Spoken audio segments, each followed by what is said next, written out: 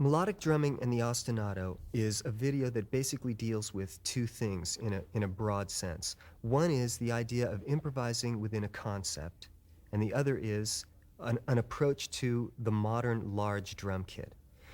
To begin with, improvising within a concept. To me, this means choosing an area that you want to play within and express yourself within, and then using whatever science and logic to gain all the basic possibilities within this area so that your ego is satisfied that you have the basic building blocks covered, so that there's more of a direct connection from the inspirational to the manifestation of the sound.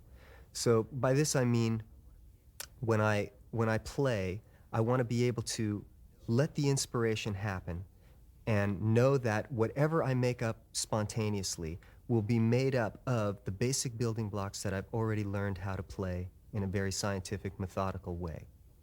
Now, on the other hand, dealing with an approach to the large drum kit, a lot of us have these humongous drum kits these days, and we aren't really using or utilizing all of what we have up there.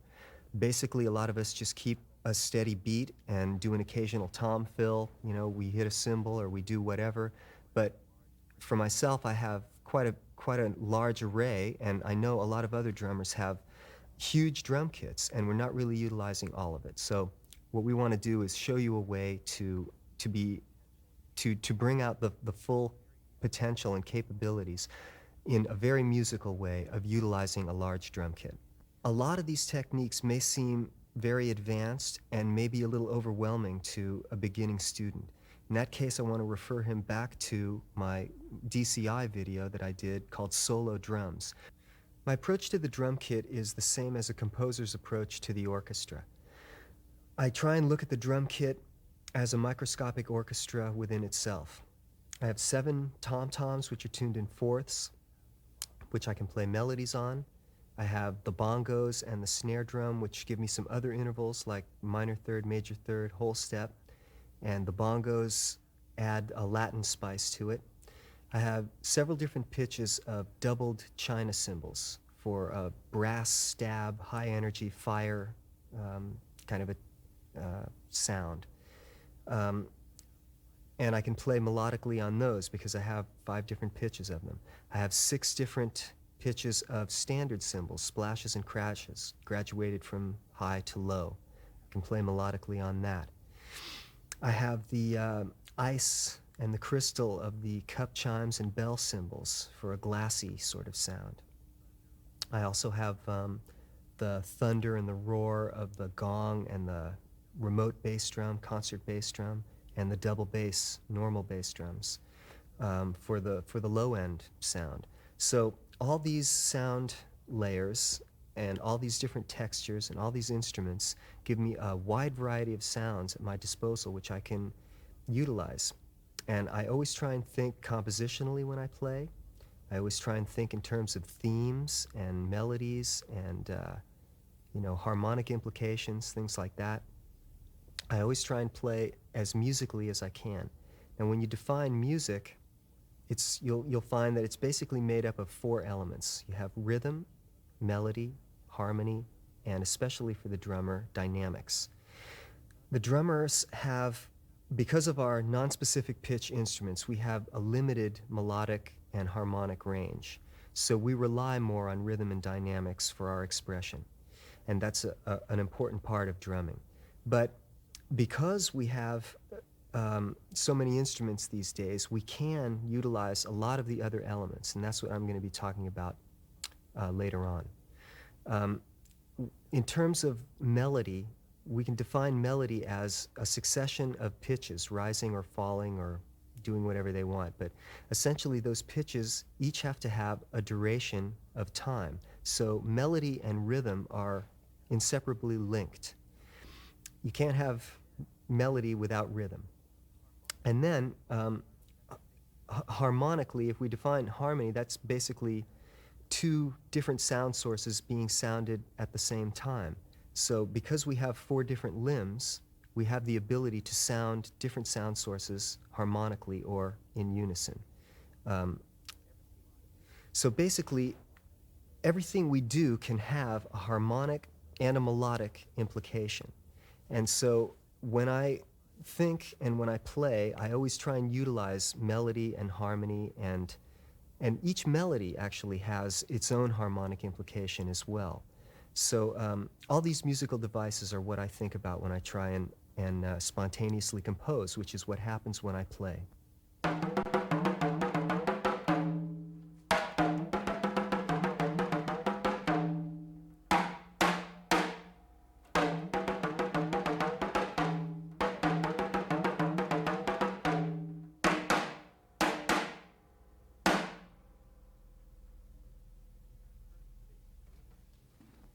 What you heard was basically a drum solo in 4 movements, with an interlude between the second and the third movements. Now, basically, all 4 of the movements deal with the ostinato as a concept to improvise within. The ostinato, the definition of ostinato is a repeated musical phrase. The word comes from a Latin word which is similar to our word obstinate, which means stubborn. It's something that you hold on, that stays there, that is relentless, and it won't go away. So we've got this one pattern that's going to be keeping the beat and, held down by part of my body, and then against that, I'm free to solo and improvise. Now, Stravinsky talks about the ostinato as being anti-developmental and being static. So it's the perfect way to sort of keep the beat, give the audience something to hold on to, while we can kind of do the sleight of hand and pick their pocket while they're not looking. And no, basically what we can do is we can solo against that with another part of our body. So in the first movement, what I did was I assigned my feet to play Swiss triplets. So this is where my feet were going together, left, right, together, left, right, to have a rolling triplet kind of a feel. Now this gets a very hypnotic groove going. It's sort of like an Africanish feel, and that's the line that is constant throughout the first movement. Now on top of this ostinato, I'm free with my hands to play melodically around the tom-toms. I tried to use scalular or arpeggiated figures that are familiar to other instrumentalists, such as a saxophone player or a guitar player, let's say, on the tom-toms. So to try and bring that melodic aspect to the actual drum kit. I utilized also a lot of polyrhythms. Because this was a triplet feel, I try not to play so much groups of 3, which would sync up with what I'm doing with my feet. I try and use other groupings, like groups of 2s or groups of 4s or groups of 5s or 7, and phrase that over the time. So we have this polyrhythmic action going on. And, once again, this contrasts to what's going on with my feet. Also, too, I try to open with a theme and then develop this theme, and then at the very end of the solo, I try and revert back to this theme to sort of bring us back to where we started. And utilize these sort of aspects of form that other composers would use when they compose music, bring that to the actual art of solo drum music. Another thing I did in this first movement of the solo was to play 2-part melodic contrapuntal melodies with harmonic and polyrhythmic implications, splitting my hands between 2 tom-toms and rolling. So as I'm rolling, I'm moving my left hand or my right hand, playing 2 separate melodies in essence, or holding on a high or a low pedal point and playing melodically against the high or the low pedal point. Now this is a technique which we'll be discussing in greater detail later on, but that's what I was doing there in this first movement. Then I think in the second movement, that deals also with a second ostinato. This ostinato was basically playing both my feet in unison, right foot on the right bass drum and left foot on the spokes hi-hat. And on top of that, just playing straight quarter notes, 4/4. On top of that, I played some African-influenced, minimalist, kalimba-like bongo melodies on the high toms and the bongos. Those dealt with a lot of mixed stickings, which had polyrhythmic implications to them, groups of twos and threes, things like that, to make groups of fives and sevens or whatnot. And also, I used a lot of sort of rudimental flam type stickings, which give the implication of two separate rhythms going on at once. Because at times the hands are separated and at times they're flamming together. And so therefore this has this sort of overlapping feel, which gives this implication of possibly two independent melodies happening with the hands. And then later on, I moved down to the lower part of the kit and did some Latin-influenced rhythms, some African-influenced rhythms, polyrhythmic things.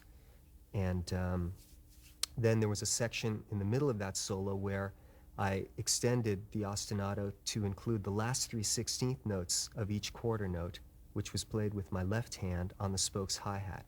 So now I've got my left hand, my left foot, and my right hand, or my right foot rather, all doing the ostinato, and I soloed against that with my right hand, as melodically as I could with one hand. And then we come to the interlude section.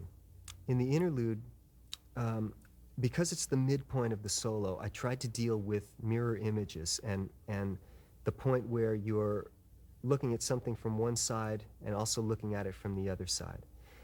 In terms of a musical and technical representation of this, how I accomplished this was to reverse every figure that I was playing.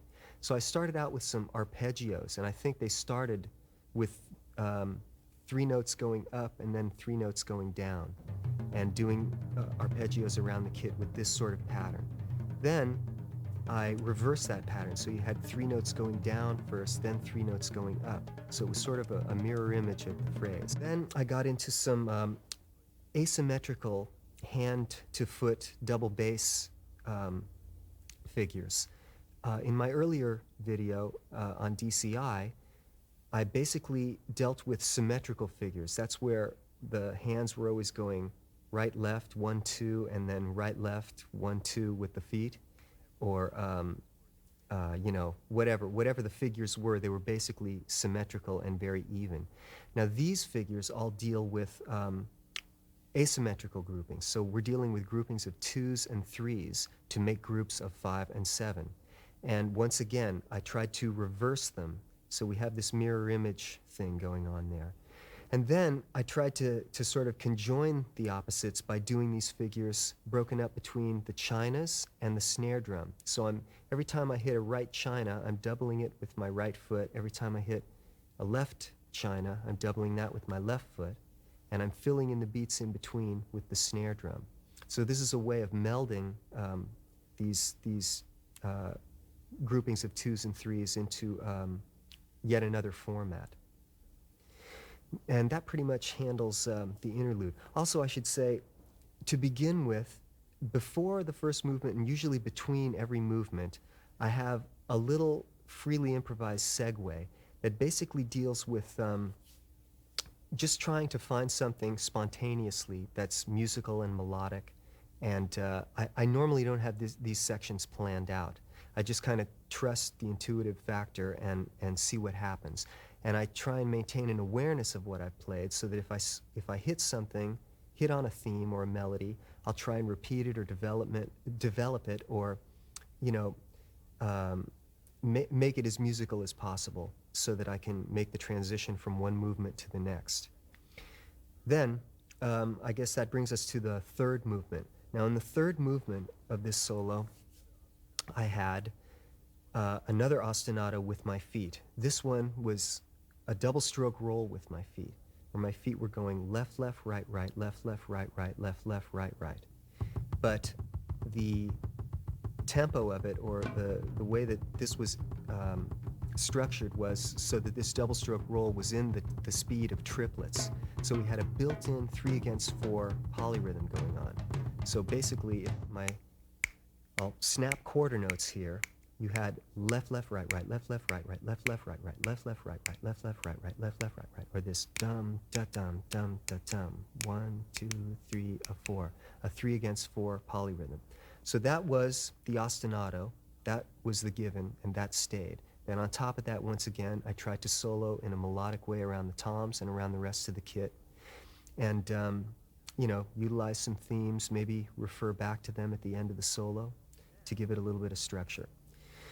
Then the last movement dealt with a double bass shuffle. This is where my left foot was on the beat and my right foot was on the upbeats, doing a shuffle rhythm.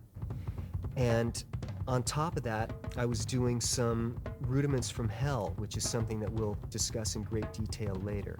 But essentially, on top of that, I was doing a Burundi-influenced Africanish, rhythm, which dealt with flammed roughs. Now, normally when we have a flam, we have a grace note which comes down with a single stroke. But in this case, we have a grace note coming down with a double stroke in the space of one single. So you have this sort of da-ba-da kind of texture, which it's a grouping of 3 notes, which is articulated and has a different texture than alternating 3 single strokes. It just gives a completely different sort of feel, which gives the impression of more than one drummer playing at the same time. So therefore, it's evocative of this kind of tribal feel which I was trying to go for. Now, on top of this double bass shuffle, I should also say that this sound comes really from this Burundi style of drumming. Burundi is a country in Africa, and they have a certain style and way they play. And this was very influenced by that. I've never really studied African music, but it's sort of my impressions as a Westerner of this kind of music. And on top of this double bass shuffle, I tried to play large, polyrhythmic, almost talking drum, thematic drum fills, which were spaced out freely over the bars. When I do these kinds of things, I normally just allow myself to go out there. So you almost have to think of it in terms of 1-1 time instead of, or 1-4 time, as opposed to 4-4 or 3-4. There were sections where I was definitely in 3-4. There were sections where I was definitely in 4-4. But when I go off on these polyrhythmic escapades, I allow myself the freedom of just allowing them to happen and to unfold. And when I feel like it's time to let go of them and come back into the groove, I do that. And it's a wonderful feeling when you do that, because it's like you step into a parallel universe where suddenly you're playing in a tempo that's synced up to the tempo you're in, but it's polyrhythmic. It's another tempo. If I'm basically in a 4-4 kind of feel, I might start to play in a 6 on top of that, or a slow 3, or a 5 on top of that. And these kinds of things to me are really exciting, and they're really indicative of the style I play, and they're almost archetypal. Everyone always enjoys polyrhythms, and I think that's because they're really an essential part of the experience of life in the universe. If you look, say, just within our own body, we have our heart beating at one tempo, we have our lungs breathing at another tempo, our brain waves are functioning at other frequencies, which are just fast enough tempos that they turn into frequencies. Our vision is a frequency, our hearing deals with frequencies, which are all, so many beats per second, or so many equals a frequency. And then we have the cycles of the sun and the moon. The earth revolves at a certain tempo, and then the moon spins around the earth at a certain tempo, and the earth around the sun and whatnot. And so all these things, and the planets around the sun, and all these things have their own rhythm and their own cycles, and they all sync up, and they're all related. So it's sort of like is related to why polyrhythms, I believe, are such an inherent part of what I do, and why so many people seem to be enthused about that, because it's in a very primitive way, it's an insight into the universe that we live in and the environment that we're in here in the physical world.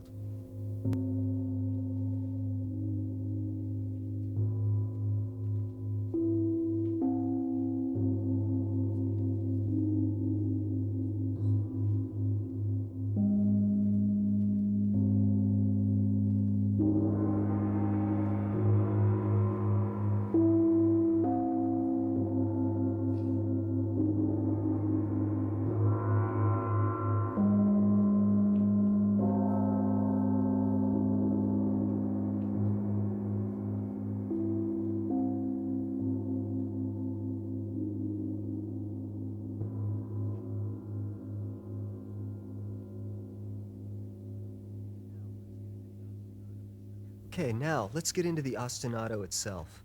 I've already given you the definition of the ostinato, which is a repeated musical phrase.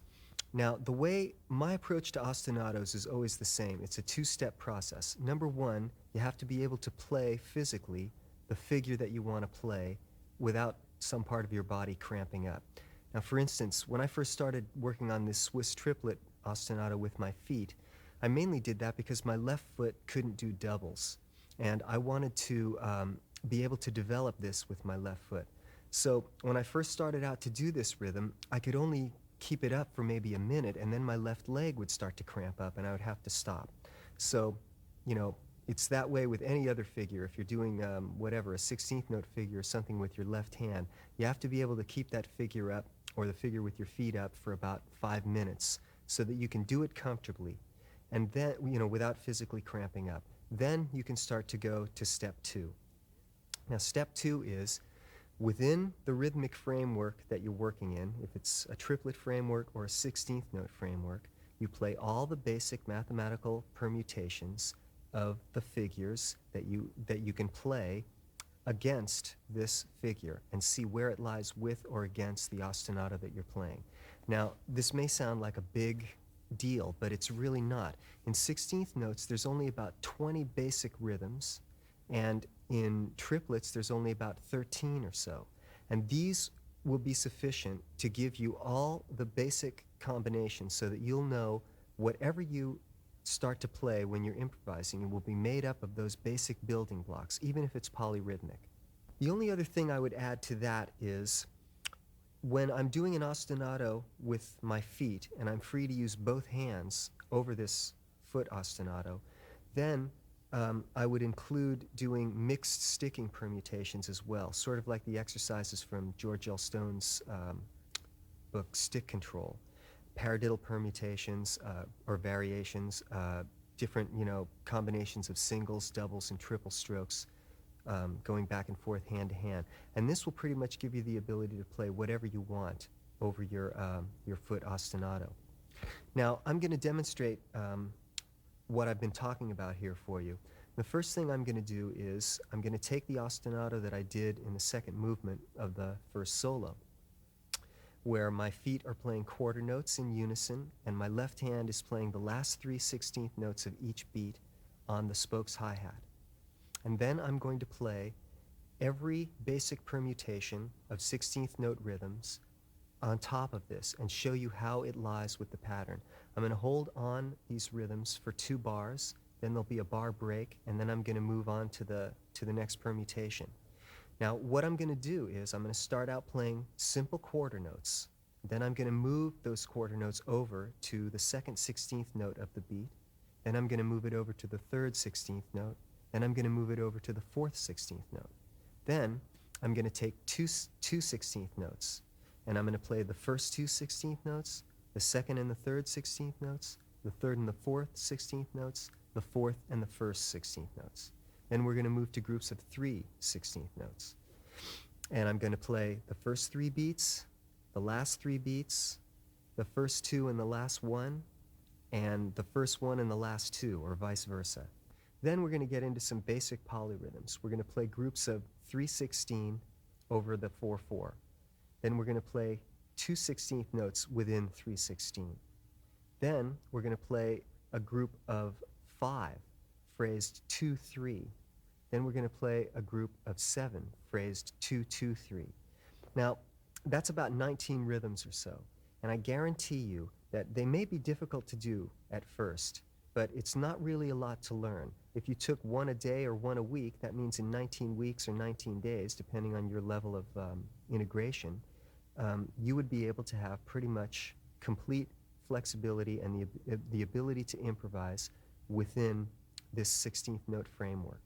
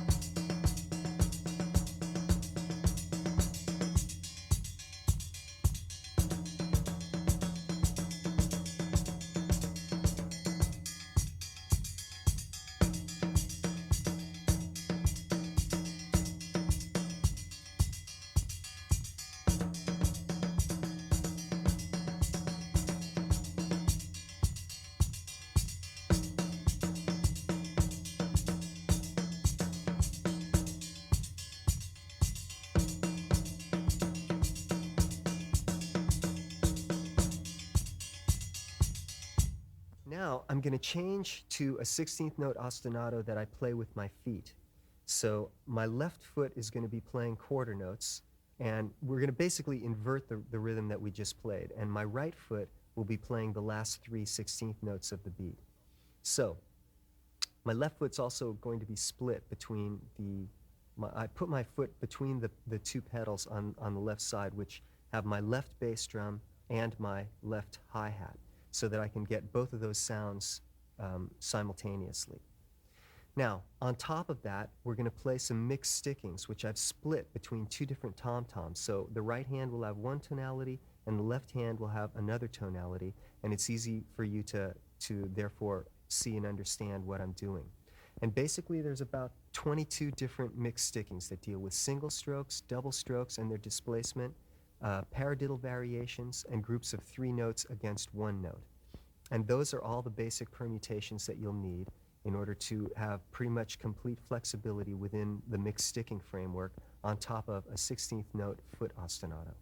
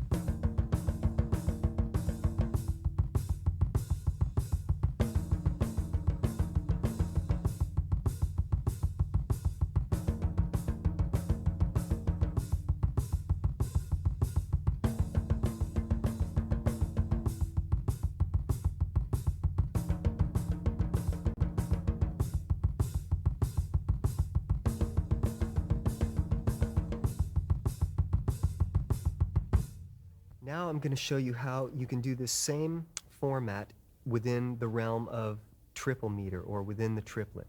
So what I'm going to do is hold on the Swiss triplet rhythm with my feet, and that will be our ostinato. And then we'll do the same format.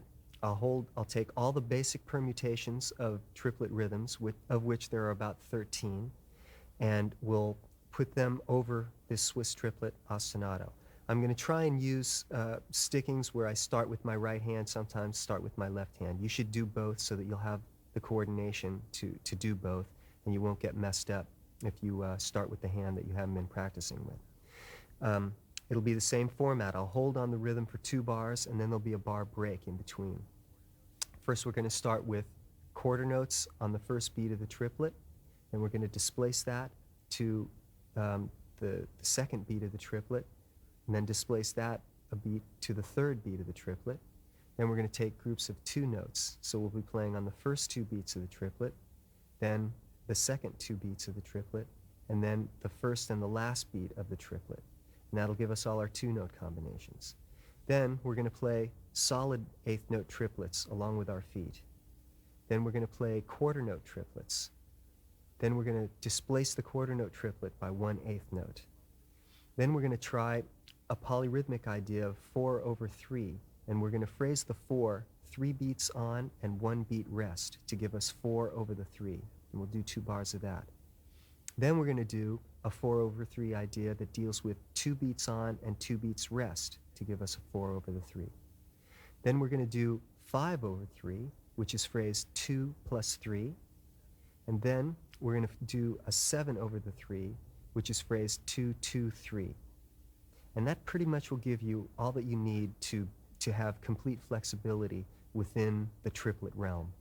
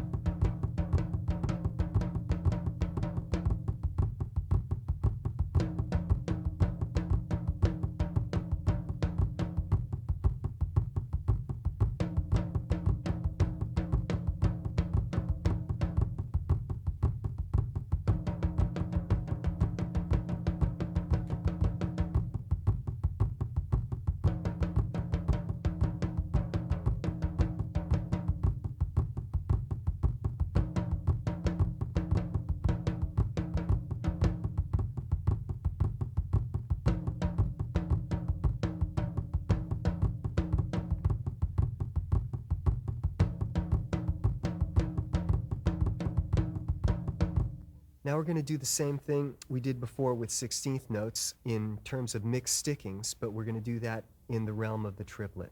So we're going to deal with figures that, say, would be combinations of right and left hands split between two tom-toms once again. So your right hand will have one tonality and your left hand will have another tonality, and it should be pretty easy for you to see.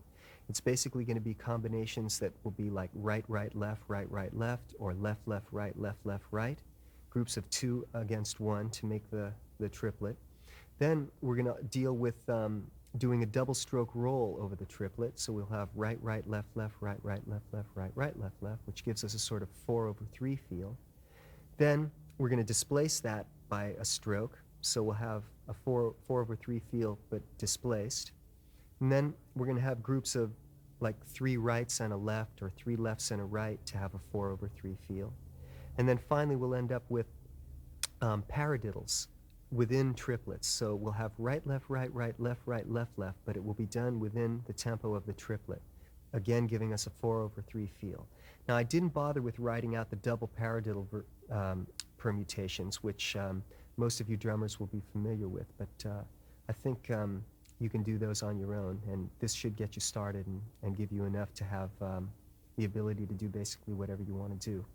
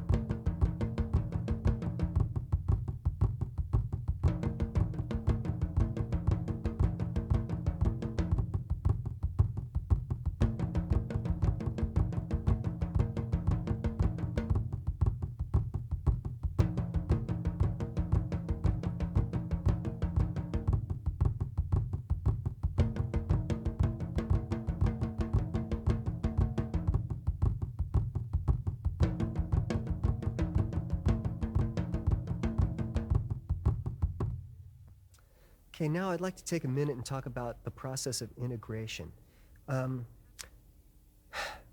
What happens to me is I start to work on these things, and I start to practice them, and you kind of get a groove going. You're a little bit trancing, you know, because you're repeating a pattern over and over, working on the various permutations against a particular ostinato, and something comes together, and suddenly you feel like, I've got it. I see how these two rhythms work together, and you're flowing with it. You're in the groove.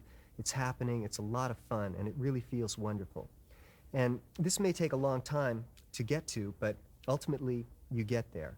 And then what will happen is I'll take a break for 5 minutes, maybe go to the bathroom or have a drink of water. I come back, I sit down, and it's gone. It's like right out the window. I can't do it, and I'm back to square one. And what's happened is I haven't integrated the subconscious and the intellectual parts of my playing yet. And this means I have to do some more work to get to the point where I've reduced the blockages physically and intellectually, so that from the inspirational part, the subconscious part, there's just a nice flow that happens to the culmination, which is being able to execute the figure in real time. So a lot of these figures, like I said, have taken me years to get together. And I remember when I was practicing, I used to practice the Swiss triplet ostinato before, for the hour before I would go on stage when I was working with Jeff Beck. And this was a great thing to do because I would, number one, I would get really warmed up. Number two, I would keep my mind off the nerves of having to do a show. And number three, I was learning something, really valuable. And having to concentrate so hard would do exactly that, keep my mind off the nerves of having to do the show. So a lot of these things took me a long time to get together. And everyone has his own learning rate. But the idea is to just keep plugging away at it until it reaches this point where you're clear on what your idea is, and in terms of the mental aspect, and you're also relaxed physically, so there's no tension, and therefore there's no physical blockages and there's no mental blockages.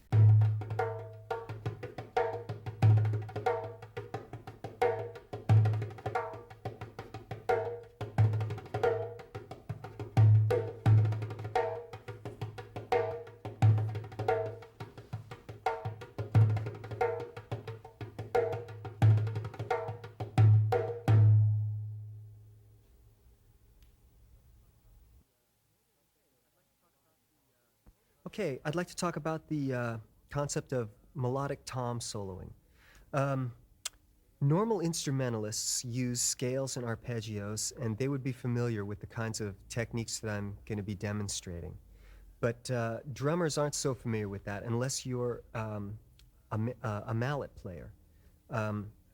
So for me, a really inspirational book in this department has been this guy, Nicholas Slanimsky's Thesaurus of Scales and Melodic Patterns, which is a book that supposedly John Coltrane used to practice out of. And it's just, there's some famous composers are in the foreword of this book, giving their endorsements on it, and some of them even say this is probably every mathematical combination of tone to another tone that can happen. So you can be assured that if you practice out of his book, you're going to be ready to improvise anything melodically and be able to cover it.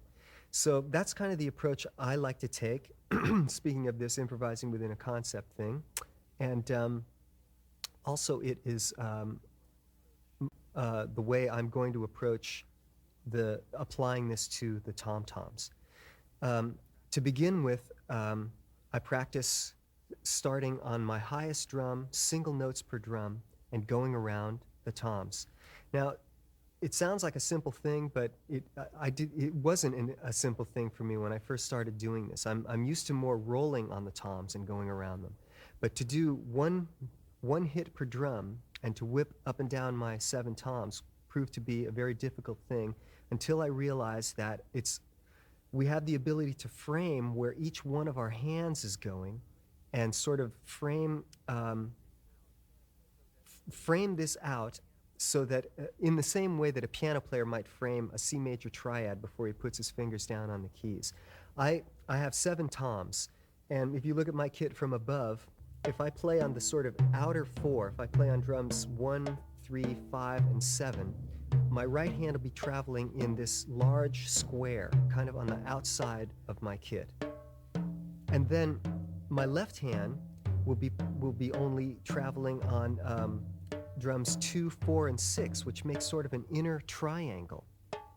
And so in framing where each one of my hands are going, I know I'm never going to have my left hand reaching out to one of these corners. I'm never going to have my right hand reaching in to one of the inner triangle drums. So therefore, I can keep my place as I move back and forth at a rapid pace, and always be fairly accurate when I'm doing this. So that's the first exercise, is to go up and down the toms in that respect. Now the next step is all of these scale forms or arpeggio forms basically are a pattern that might go, you can have different patterns. You could have a pattern that goes 3 steps down, 1 step up, 3 steps down, 1 step up. You can have a pattern that goes 4 steps down, 3 steps up, 4 steps down, 3 steps up, or whatever. Make up your own. But basically, from a drummer standpoint, you can do these with 1 hit per drum, or you can do them 2, 3, or 4 hits per drum. So I've demonstrated some of those techniques as well. And the second exercise you're probably going to see is hitting 2 notes per drum and going up and down the kit. Now, I'm always leading with my right hand. You should switch that, though. You should, whatever, we're always going to alternate strokes, right, left, right, left, right, left, right, left. And we're going to always practice starting with the right hand and then starting with the left hand. But when you're going down to the right, it's very easy because your right hand is leading. But when you're coming up and to the left, your right hand has to leap. You have to pull your left stick out of the way in order to get your right hand on the drum that's to the left. And this proves to be a fairly awkward maneuver. But if you use this technique of down, up, pulling the stick out of the way, the left stick out of the way of the right hand, so the right hand's free to get in, you can work your way up. It's almost like a sort of a saw blade, zigzag kind of approach if you break it down to its bare movement. But that's the approach I use, and that gives me the ability to go up or down, leading with my right hand or leading with my left hand, depending on whatever one I start with pretty much ease and a semblance of fluidity.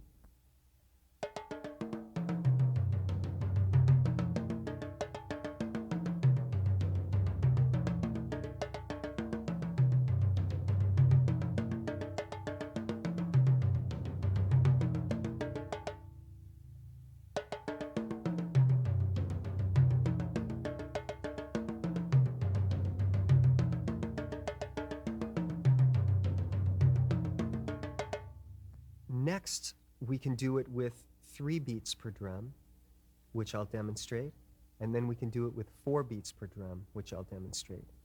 And with the 3 beats per drum, every tom that you skip to is going to begin with a different hand. So if you do 3 notes on the first drum, starting with the right hand, by the time you hit that next drum, you're going to have to start with the left hand. And then the next drum starts with the right hand, and the next one with the left. So you're constantly switching back and forth that way.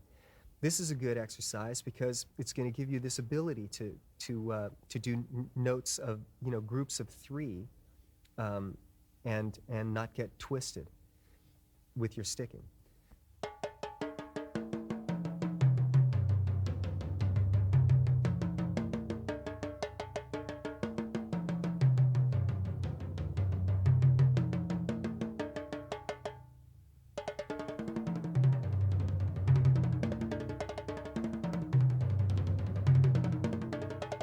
Lastly, we have groups of 4, which are a little bit more simple, and I'm sure most people are pretty used to doing. And the thing there is to practice starting with the right hand, starting with the left hand, so that you have this ability to cover this. Like I said before, it's harder to go down and to the right, leading with your left hand, and it's harder to go up and to the left, leading with the right hand. So these exercises are designed to help one overcome that.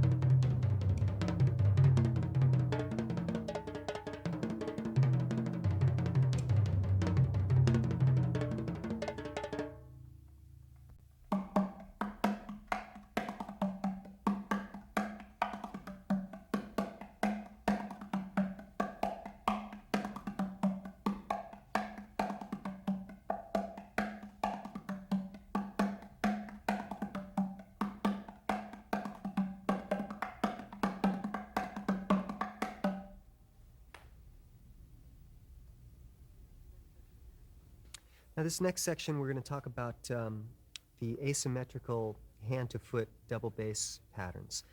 In my first video, I was saying I dealt with symmetrical patterns, you know, 2 with the hands, 2 with the feet, things like this, always leading with the right, and the concept being you imitate what you play with your hands with your feet. And that's great to begin with, but I found I wanted to push that a little bit farther, so I now developed these combinations of 2s and 3s to give me a little bit more fluidity with dealing with asymmetrical groupings. So this first example, or the next example that you're going to see, is going to be 2 hits with the hands and then three hits with the feet. So we'll be going right, left with the hands on my toms, and then right, left, right with my feet on the bass drums.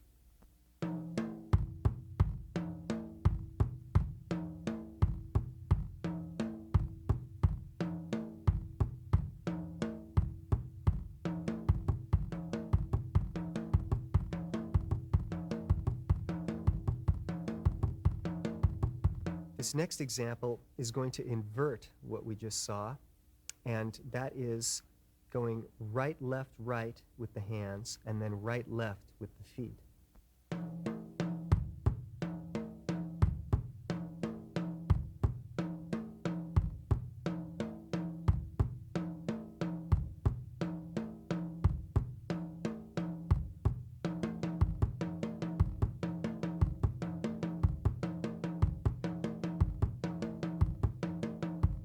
This next example will be combining what we've had before. So we're going to go 3 with the hands, 2 with the feet, 2 with the feet, no, 2 with the hands, and 3 with the feet. So basically we're going to be going right, left, right, then right, left with the feet, then right, left with the hands, and right, left, right with the feet.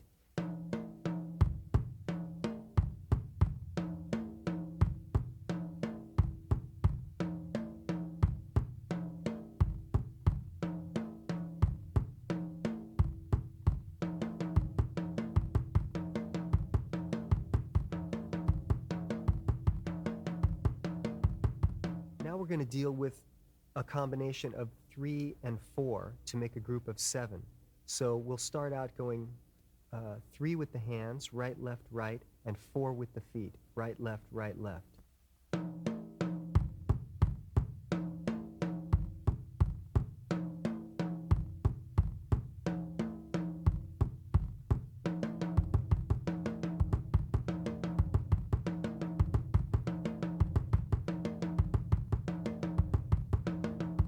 Now we're going to invert that, and we're going to go 4 with the hands, right, left, and then 3 with the feet, right, left, right.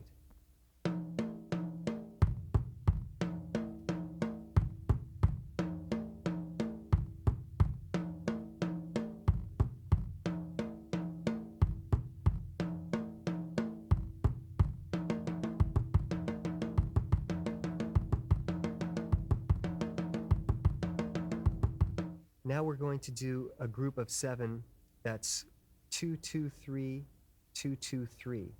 And we're going to go right, left with the hands, right, left with the feet, then right, left, right with the hands. Then right, left with the feet, inverting it, right, left with the hands, and right, left, right with the feet.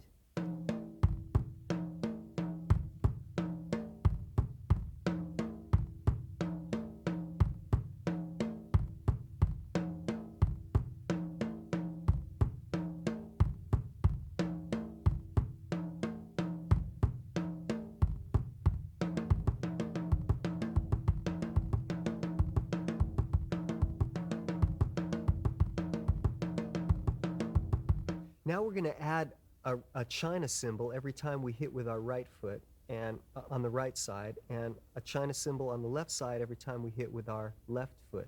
And we're going to do the same types of patterns with this foot and hand doubled with the China.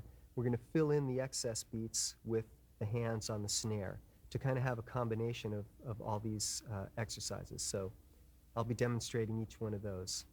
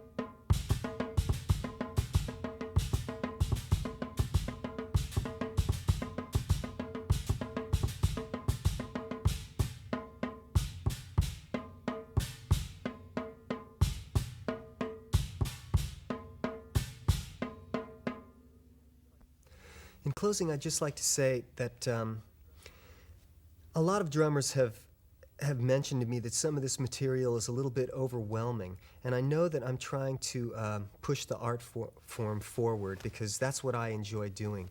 But you have to remember that it's taken me years to develop some of these techniques, and it didn't just happen for me overnight. You have to remember the 3 Ps: patience, perseverance, and practice. So I would also like to say in closing that I feel all drummers are unique, and I'm not trying to do this material in order to have other people imitate me, although I believe that that's a necessary part of our development. When I was younger, I emulated my favorite drummers, Tony Williams and Jack DeJohnette and Eric Gravatt, Billy Cobham, Narada Michael Walden, Lenny White. In rock, I had, Ginger Baker, John Bonham, Mitch Mitchell. Also in the jazz area, Max Roach and Elvin Jones and Roy Haynes. I mean, there's on and on and on, And I've learned so much from those guys, and I spent, I would say, up until the time I was 30 years old, emulating whatever style was fashionable at the time that I was, playing it. In the 70s, I was playing a lot of fusion, and in the 60s, I played psychedelic rock music, and, you name it. But then when I got to be 30, when I got with the rock band UK, it really dawned on me that I had to start to develop my own unique style. And so I really set out to start to change my drum kit and find some sounds that were unique and that weren't necessarily what everybody else was using. And to start to develop whatever you want to call them, Bozzio-isms or little licks that I found that were personal to me, that were my, little trademark modes of expression. And just areas of drumming that I felt comfortable exploring, and I was willing to let go of other areas that I was no longer comfortable exploring. Like, for instance, I used to be a jazz player. I used to emulate Tony Williams, and I threw away my ride cymbal.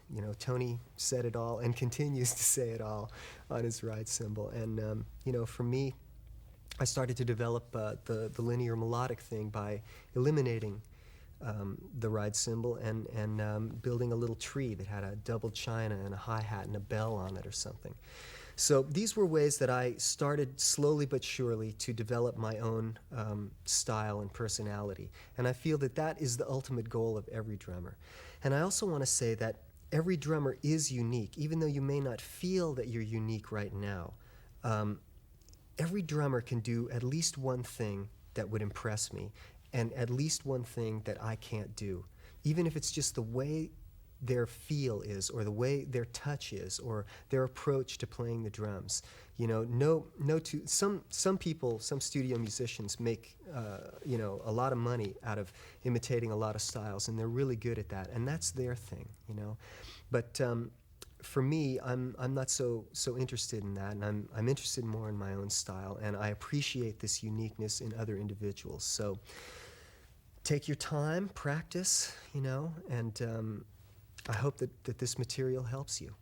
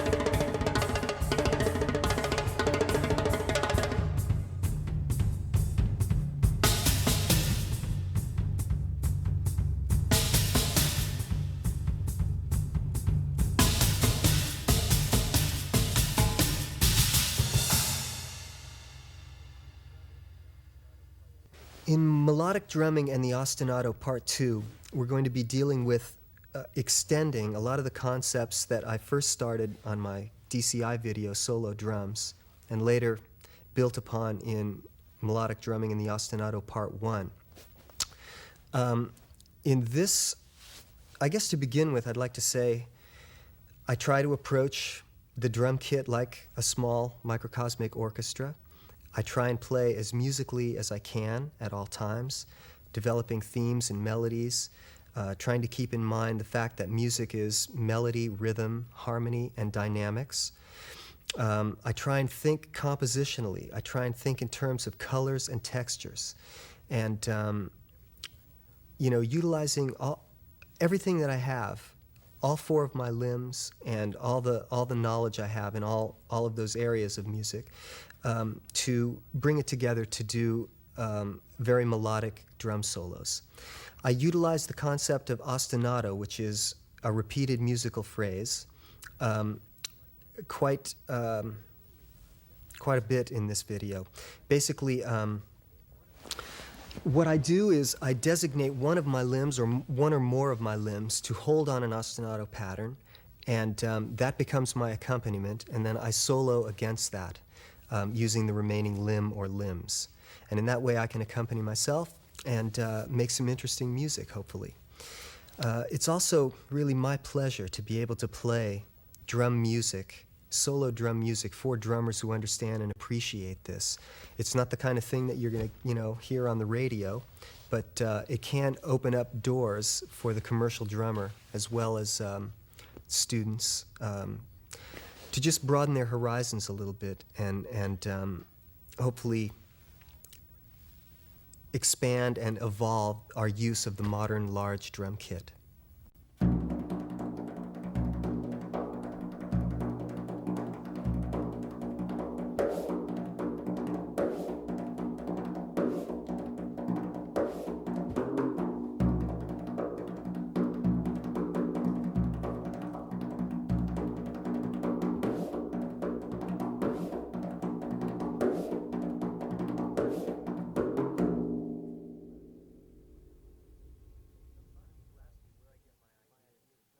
A lot of people ask me where I get my ideas, and sometimes my ideas come from inside me. I'll get an inspiration, and then I have to sort of honor that inspiration by doing the practicing in order to, actually be able to physically execute it. And it's almost like a prayer in a way, that's my way of praying, in a strange sort of way. If you think of maybe the music comes from God, then, or the idea comes from God, because I have no control over the idea part. But I do have control over the practicing if I do get an idea in order to make it happen. But other times, my friends give me ideas. For instance, when I was first doing drum clinics with Remo, there was a gentleman by the name of Dick Marcus who suggested that I use heavy bell cymbals as a hi-hat, and that got me off into the whole spokes hi-hat area. He also suggested me having a sound creation gong, which he said sounded great with a stick, and that added that wonderful color to my kit. So a lot of times my friends give me ideas. Recently I was in Germany, and a good friend of mine, Hakim Ludin, who is a gentleman from Afghanistan. He's a wonderful hand percussionist and Latin percussionist, and he's studied tablas and things like this.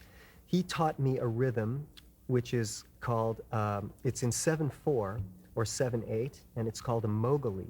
And it's a rhythm that his grandmother used to dance with the women in a circle with these tar-type hand drums.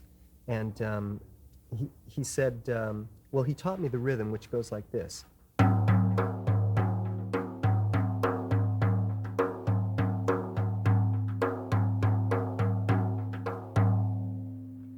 And he said, when I first saw you play the double bass, I thought to myself, you must do this rhythm with your double bass. And I thought, well and good, but I don't think I can do that. And I was right. But I practiced it for a while, and it's been a year now since I've been working on that, 9 months or whatever, and I'm now able to solo over this 7/4 ostinato, which is based on this Moghali Afghanistani rhythm. So that's what you just heard in the first movement of this last solo. Basically, I split up the doom and the tek that they play on the hand drum between my gong bass drum and right normal bass drum.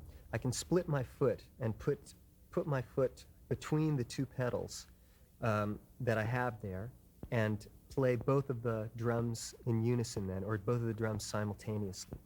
And the same thing with my left foot. I can split my left foot so that part of my left foot is on the left bass drum pedal and part of it's on the hi-hat that adjoins it, so I can play those two sounds simultaneously. So with this rhythm, I was able to go right, right, left, right, right, left, right, right, left, right, right, left, and do this 7/8 ostinato. On top of that, I got into some interesting polyrhythms. I played 3/4 over the 7/8. I played 3/8 over the 7/8. I played 3/16 over the 7/8. And then there was a time later on where I actually played 5/16 over the 7/8. And we'll get into that a little bit later on. But that was basically the first solo, the first segment of this solo that you just heard. Once again, I try and play thematically and melodically and develop the themes, and these things happen spontaneously, and I have to be aware enough to be able to repeat them or develop them, and as they happen. Now, this next section, I dealt with a lot of eighth note melodic left-hand ostinato patterns.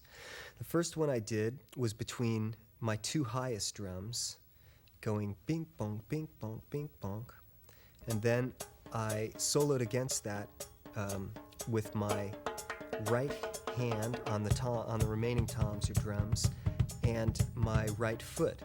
And there's times when I was doing mixed sticking patterns between my right hand and my right foot, and there's times also where I would move my right foot over to the remote bass drum, so I had that other sound and texture in there to try and make a complete melodic statement. Now, along with this eighth note ostinato in my left hand, I was also playing quarter notes, I believe, with my left foot on the spokes hi-hat. So that was the first part, just dealing with this duple feel, straight eighth note rhythm. Then I expanded that down to include 3 drums melodically. So I was going bing, bing, bong, bing, bing, bing, bong, bing, like that. So you had this sort of cycling pattern going back and forth, up and down between 3 drums. Still a duple feel. Once again, soloed against that with my right hand, my right foot, or combinations between my right hand and my right foot. Then the next segment, we moved into expanding that down to 4 drums. So melodically, I was able to go 1, 2, 3, 4, 3, 2, 1, 2, 3, 4, 2, 3, 2, 1. And basically, that is going to make a pattern that's in 3/4. So we get into a bit of a triplet feel there, or a triple meter feel. And once again, same concept. You solo with whatever's left, the remaining limbs of your body. These ostinatos that I'm playing in this section, or all these ostinatos, are basically just ones that I thought of. You're free to make up any ostinato with any rhythm, with any one of your 4 limbs, and solo against that using the remaining limbs, using these concepts that I've been demonstrating. So, if you don't want to, you don't have to copy my particular ostinatos. You're free to make up the ones that you want to give yourself an individual style. But the idea behind this is to utilize all 4 of our limbs so that we can, work at capacity. And also to have this ability to accompany ourselves. When I first started to do drum clinics for Remo, back, I guess it was six or 7 years ago, something like that, I thought to myself, I don't want to go out there and play the same licks I played in 1979. I want to, develop some new things. I started to develop these ostinatos because I thought if I was a piano player, I would be able to play something with my left hand and solo against it with my right hand. And I thought, why can't the drums do this, you know? And the ostinato is the perfect way to accompany ourselves so that when we play solo drum music, there's something there, you know, in which we can accompany ourselves. So at any rate, to make a long story short, you know, develop your own ostinatos, experiment, find your own way, you know. It's basically all an extension of the jazz ride cymbal beat, which, you know, traditionally we played with our right hand, and we soloed against that with our left hand or our right foot or our left foot on the hi-hat. And this is just extending that concept to, you know, universally, so that we can use any of our limbs as the designated solo voice and the designated accompanying voice.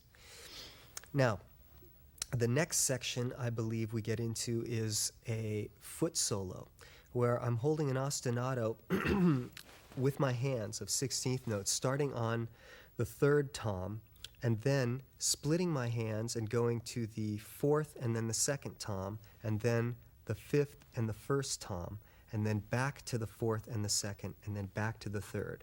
So we have this sort of contrary motion happening with our hands, and that's the ostinato. I think it's a basic, let's see. Yeah, it's a basic duple feel, and that leaves my feet free to improvise. So I tried to do various rhythms and motifs and things with my feet, sometimes using one bass drum at a time to make a musical phrase or a rhythmic phrase, sometimes playing on the remote bass drum, sometimes playing with my left foot, and then sometimes combining both feet to make a more complex rhythmic phrase between the two voices of my bass drums. And like I said, well, actually I never said this, but a lot of these ostinatos are a little bit new to me and they're a little fresh, so this is a bit of a disclaimer, you know. Some of these parts can get a little bit loose. I'm not perfect at executing all of these things, but you know, you just go out there and you take your chances, and on any given day it can be great or it can be a little bit loose and sloppy. So, you know, I have to live my life that way, or else I'd crawl in a closet and just stay there and never come out. So this might be a little loose, but there it is.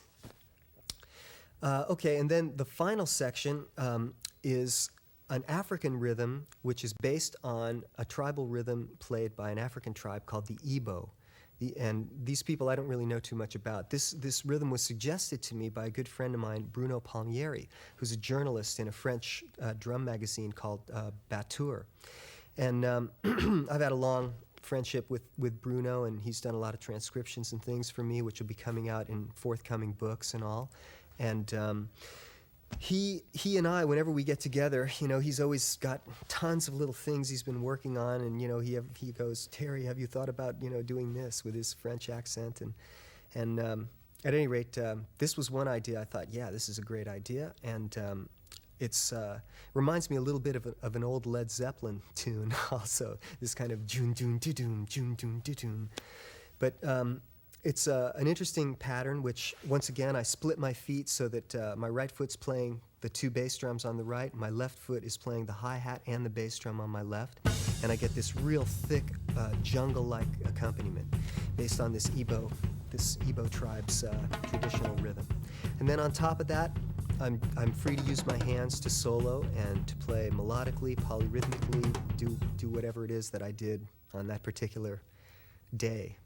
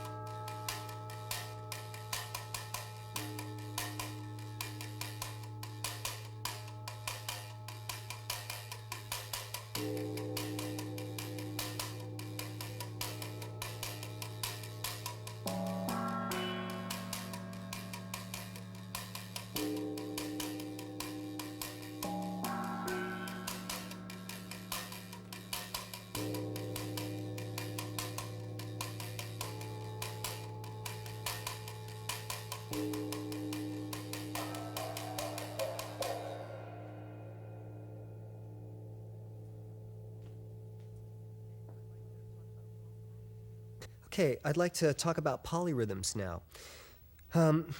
Poly meaning many or more than one, and rhythm is therefore self-explained. We have more than one rhythm happening simultaneously. The best book I've found, because I can't get into all the basics of polyrhythms right now on this video, especially since other people have written full books on this, the best book I've found for it, which has helped me the most, and I wish I had it before I got the gig with Zappa, because it really would have helped me to prepare for that, is a book by Gary Chafee called Patterns. And the volume, there's 4 of these Patterns books. The one I'm talking about is, I forget the number of it, but it's called Rhythm and Meter. And he deals with polyrhythms in there in a wonderful way. He'll draw a line. Above the line is the right hand, below the line is the left hand, and he'll put whatever, 3 on the top line and 2 on the bottom line, or below the line rather, and you have your 3 against 2. And the idea of this is, and then of course you switch hands to be able to do the reverse of that. But he has all the combinations there, 5 against 4, 5 against 3, 3 against 7, whatever, you name it, it's there, basically. And the idea, though, is that you isolate this to 2 sound sources or 2 limbs, and you get to hear the melody that the actual polyrhythm makes. We're all familiar with the 2 against 3, dum da da dum dum da da dum, where 2 is with my left hand here, and 3 is with my right hand. So you hear this dum da da dum dum da da dum, and it's very natural, and we all hear that and understand it. Well, every polyrhythm has a similar sort of melodic rhythm that it makes. Now, for instance, 5 against 4, dum da dum dum dum dum da dum dum da dum dum dum dum da dum. 1 2 3 4 5. 1 2 3 4. I can't really count that one very well, but basically, you can learn how these things fall together and memorize that sound, and then from either point of perspective, like from the perspective of 5, you can hear a 4 over it, or from the perspective of 4, you can hear a 5 over it. And it's still the same rhythm, or the same little melodic rhythm that it makes. So now, in this 7/8 Mowgli section that I did some polyrhythmic things. There was one spot where I did 3/4 over the 7/8. Now, the best way to deal with this is to actually write out your Mowgli rhythm in 7/8, which is doom doom da doom doom da 1 2 3 4 5 6 7, and then put your 3/4 1 2 3 1 2 3 over that. Like 1 2 3, like. Well, basically, you get the idea. And put your 3/4 over that, and it's going to take 6 bars of 7/8 for this 3/4 to come out to 1. Now, that's the cycle that you should practice. And the way I did this was I wrote this out, and it'll be written out in your little instruction book or your little booklet that comes with the video, so you can follow along on this example. The best way is to take each bar at a time in 7/8 and practice that bar, and then start to try and string those bars together. And then in the end, you'll be able to hear how this 3/4 cycles through the 7/8, and it becomes quite natural. It just takes a little bit of time and a little patience. So that's the first one I'm going to demonstrate for you.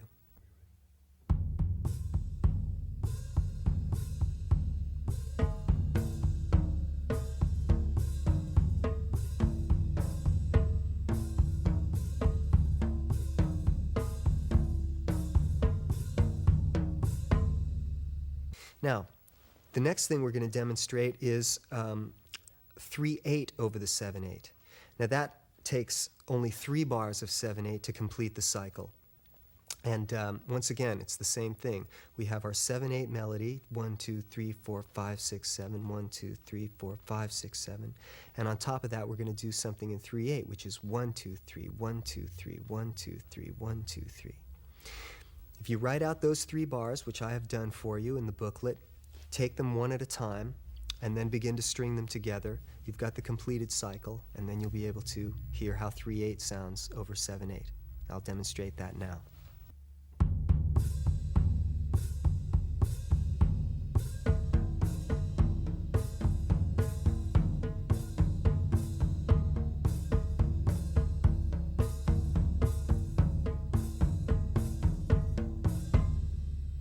Now we're going to move to 3/16 over the 7/8. Now 3/16 takes about 3 bars to come out as well. So we're going to first get our 7/8 rhythm, which is 1 2 3 4 5 6 7 1 2 3 4 5 6 7. But in 16th notes now we're going to be going 1 2 3 1 2 3 1 or 1 2 3 1 2 3 1 2 3 1 2 3 1 2 3 1 2 3 1 2 3 on top of it. And I'll demonstrate that now.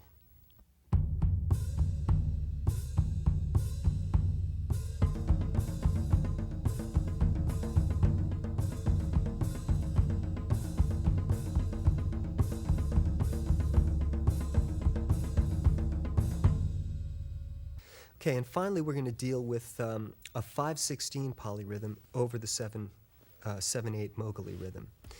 So once again we've got our now this cycle takes 5 bars of 7 in order to come out on 1 again. So if you practice each one of those 5 bars and then start to string them together, you'll get the feel for the whole cycle.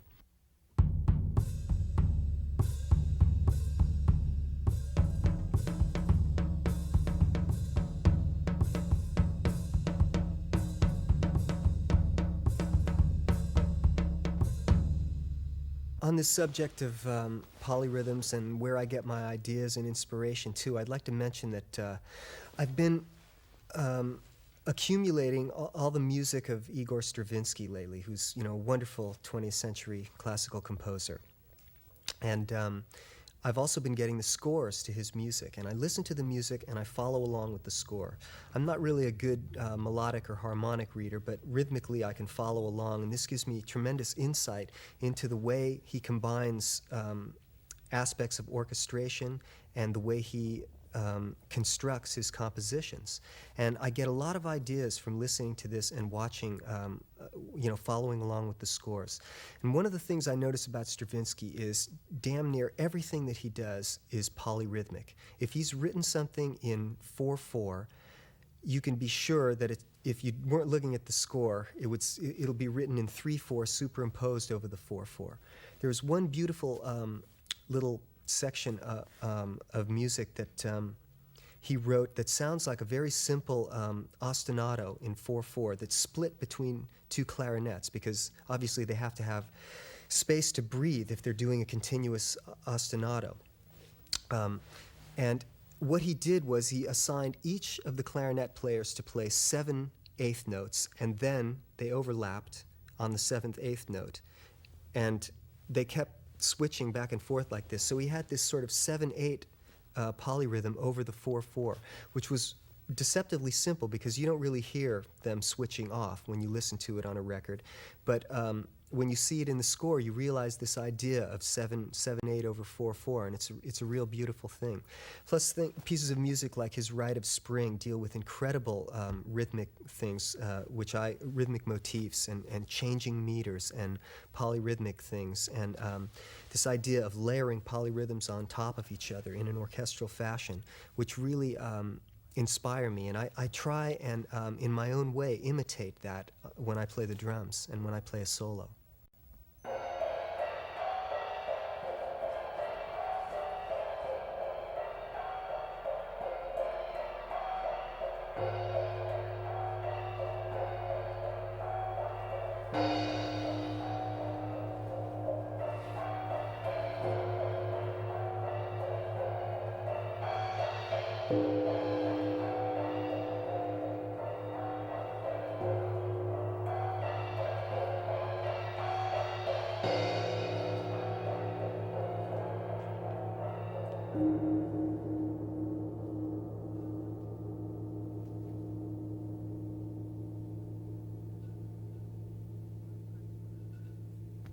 A lot of times when I'm practicing, I have to repeat a pattern over and over in order to get it right. And what inevitably happens when I repeat a pattern over is I kind of get into a hypnotic trance. And sometimes my mind begins to wander, and creative ideas come to me when this is happening. Other times, too, I find if I'm starting to play something new and it's really difficult and it takes a lot of concentration and I'm playing very slowly, that if I take a break for a second and give myself the space to not think about that and maybe just improvise for a few minutes to get my mind off it, that when I come back to it, I can do it immediately because I've somehow just distracted myself for a minute, and this enables me to relax and focus more clearly on what it is that I'm doing. So when these things happen to me, if I'm trancing out and I get an idea, or if I'm working on something else and I get an idea about something that's a different, unrelated topic, I keep a notebook by where I practice, and I sketch out these little ideas which come to me. And one of the things that came to me one day when I was fooling around was this concept of breaking up these sort of flam-type rudiments in groups of 2s and 3s to make 5s and 7s. So this is what I'm going to demonstrate for you now, is some of these flam, cymbal, and tom combinations. This first pattern is a pattern in 7 in which I'm flamming with my right hand on a china and my left hand on a higher tom, and then filling in the in-between notes with my right hand on a lower tom.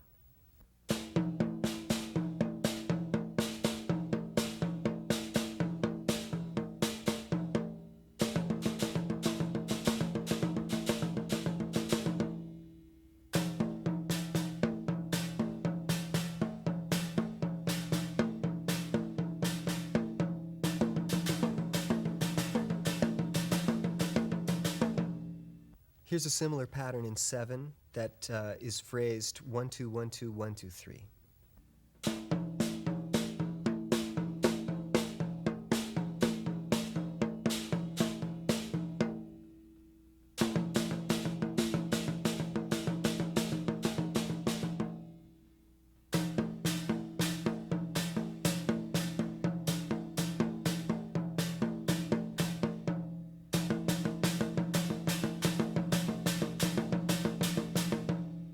Here's another pattern in 7/4 or 7/8 that is phrased 1 2 3 1 2 3 4.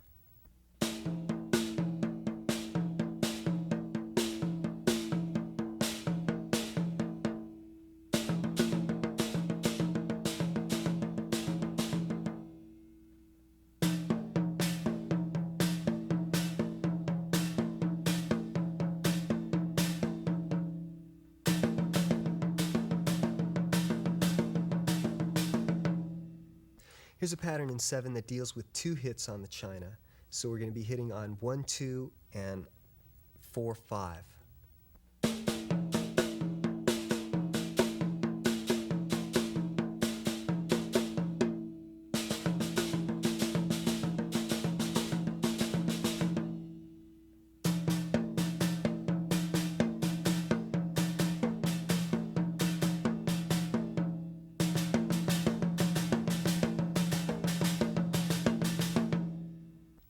Here's a pattern in 5 that's phrased 2 3.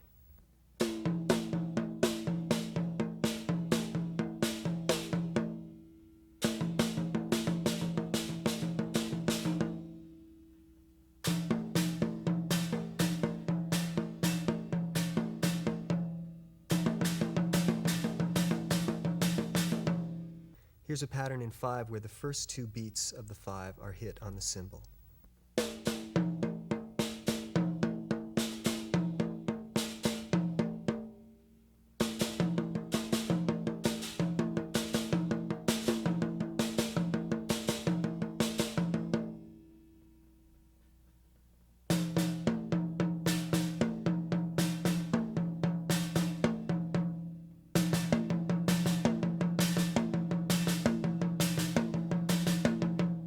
Here's a final pattern in 5 where we have 1 beat with the china followed by 2 beats with the china.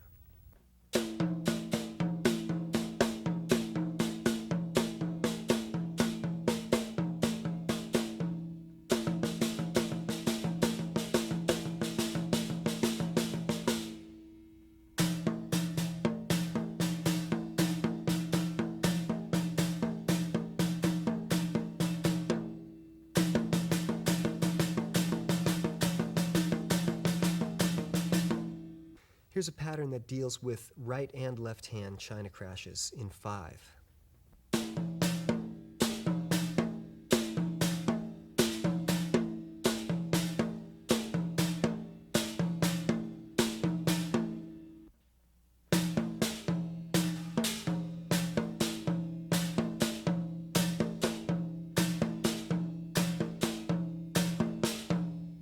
Here's a similar pattern, but it's in 7 that deals with right and left china crashes.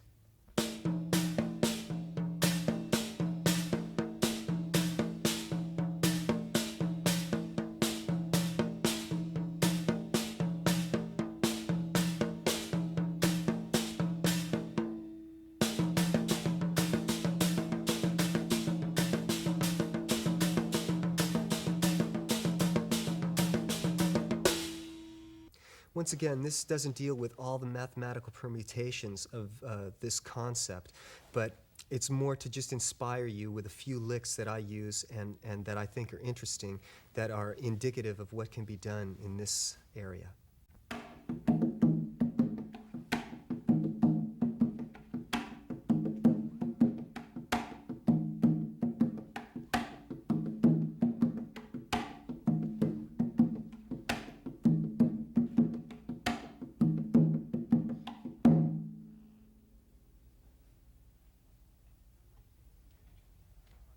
Now I'd like to take a few minutes and talk about these rudiments from hell which I've developed. The rudiments from hell are basically standard rudiments which I've altered to make more difficult, and sometimes they're purposefully so difficult that you can hardly play them. And I found that that's really helped my control and my technique. Where they came from, I'd have to say, came from a gentleman by the name of Rob Carson, who heads up the marching drum department at Remo Incorporated. Rob is a 3-time world champion rudimental drummer, and his hands are phenomenal. And he showed me a couple of stickings that dealt with hand-to-hand flams, and another concept, which is the concept of the flammed ruff, which really opened up my playing. Now, a flammed ruff, I believe I discussed earlier, but it's basically where you have a grace note, and then instead of coming down with a single stroke, you come down with a double stroke. So you have this little double there, and it creates a texture that's unlike playing 3 single strokes. It just has this sort of blah little texture to it that's a wonderful thing. And with some of these rudiments, I've developed the ability to be able to play these flammed ruffs or flams kind of hand to hand and put them in any places in the beat. And this is a great help when getting back and forth around the drums and soloing around the toms.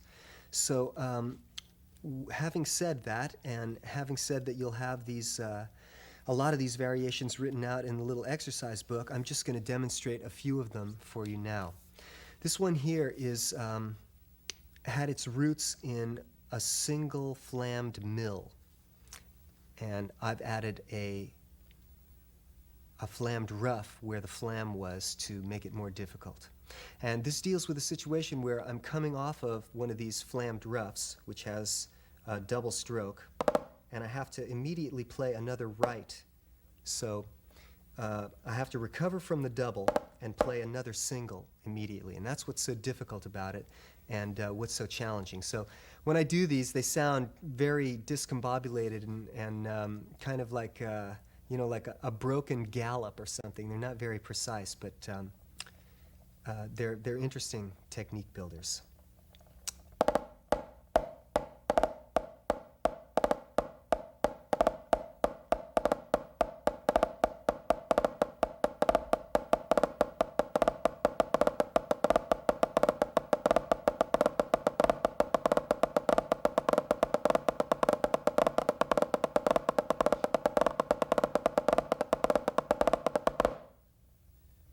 Okay, now this next one is coming from a flam tap, and only I've replaced the flams with flammed ruffs, so I call it a fluff tap.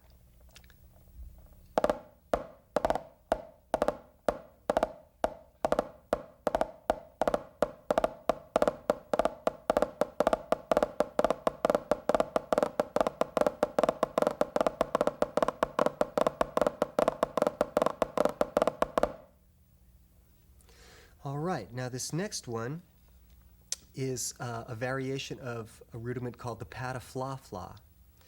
And that basically has hand-to-hand flams over the bar line, or over the bar line, let's say, if you're talking about a 4-note pattern.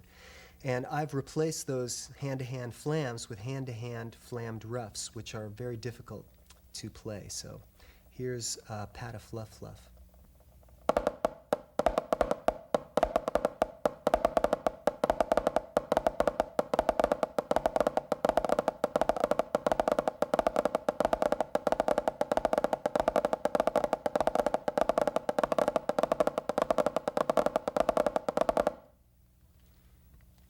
All right, and finally, we have kind of a variation on paradiddle-diddle. And I've got some extra flams and flammed roughs in it, so it's kind of complicated.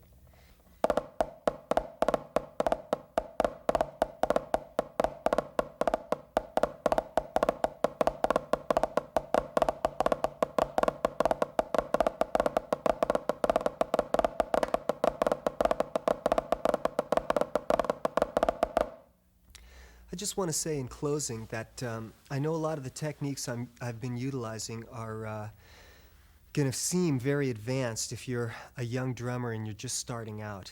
I don't want you to be overwhelmed by the material that I'm presenting here. It's more to just be inspirational, and you have to keep in mind that it took me a long time to get to the point where I could do some of these things, and I'm still working. I'd have to say, too, that I feel that I should mention a lot of the basic books that I have worked through, books that have really formed me as a drummer, that have made me what I am. These books go along with my concept of improvising within a concept and carrying out all the mathematical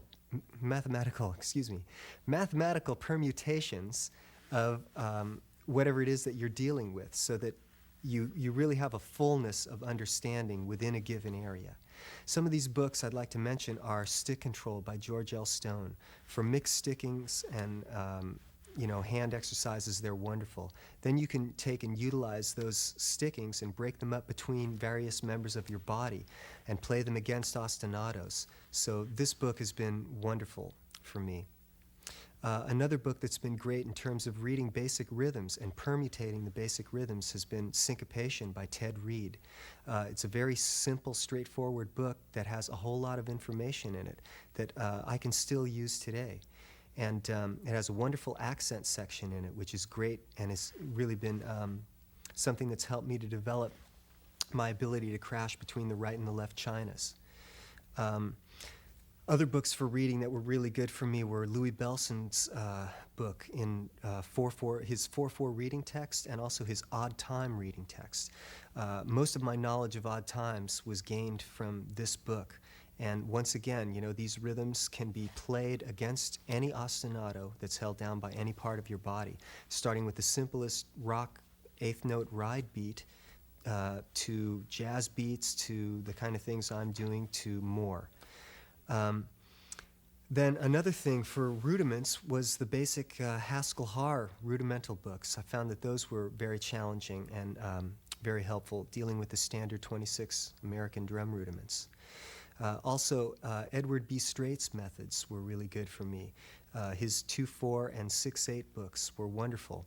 The way he had his books set up was there was a page of text which was all very encouraging, so you really felt like you had a personal drum lesson from the man that dealt with the concepts involved on the other page, which was what you were going to read for that week.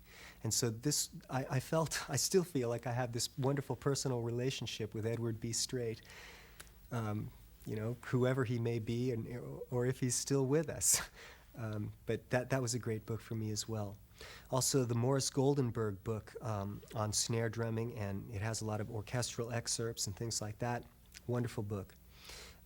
Portraits in Rhythm by Anthony Cerrone is an incredible book for playing snare drum studies. He deals with dynamics to a degree that I've never dealt with, highly complex, changing meters that are very complex, and just about everything you could do on the snare drum is probably done in this book. It's a really wonderful book. And then, most importantly, the book I'm currently working out of, which is Four-Way Coordination by Marvin Dahlgren and Elliot Fine. This book is fantastic for melodic coordination between the four limbs, and then harmonic coordination, which is what I'm just starting to get into. And my goal is to have four-way independence. So hopefully with that book I'll achieve that goal. And then finally, Gary Chaffee's books called Patterns. He has 4 volumes of them, and they're all really wonderful books. And as I was saying before, the one that deals with rhythm and meter has helped me immensely with my understanding of polyrhythms. So if the things that I'm doing are overwhelming, I encourage you to go back and look at these books. You know, I did a drum clinic one time in San Francisco with Louis Belson, and he's a master. The guy is just incredible. And he said, we're so lucky today because we have so many drum books. And when he started out, there were no drum books, or maybe there was 1 or 2. And now we have all these videos and all these wonderful drummers and incredible books and a huge library and access to a lot of information that can really help our art form to grow. So I really encourage you to study it all and to dig it all, because everyone's unique, everybody's got their own wonderful statement to make, and we can learn from all of it. So thanks very much for being with me.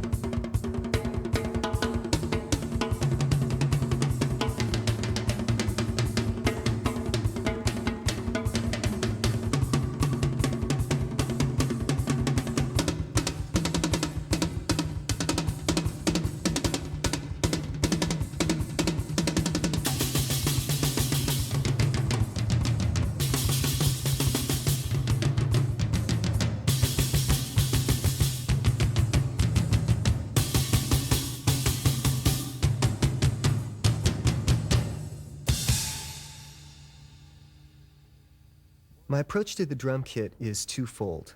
One, I always try and play as musically as I can. And number two, I try and approach the kit as a microcosmic orchestra within itself. I utilize the concept of ostinato, which is a repeated musical phrase, quite a bit in this video. Basically, what I do is I designate one of my limbs or one or more of my limbs to hold on an ostinato pattern, and that becomes my accompaniment, and then I solo against that using the remaining limb or limbs. And in that way I can accompany myself and make some interesting music, hopefully. It's also really my pleasure to be able to play drum music, solo drum music, for drummers who understand and appreciate this. It's not the kind of thing that you're going to, hear on the radio, but it can open up doors for the commercial drummer as well as students to just broaden their horizons a little bit and hopefully expand and evolve our use of the modern large drum kit.